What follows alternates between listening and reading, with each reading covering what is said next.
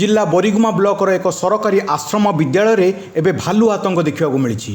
प्रतिदिन संध्या हेले स्कूल पाचेरी डेई भालू प्रवेश कर खाद्य अन्वेषण करुवा अभियोग होईछि।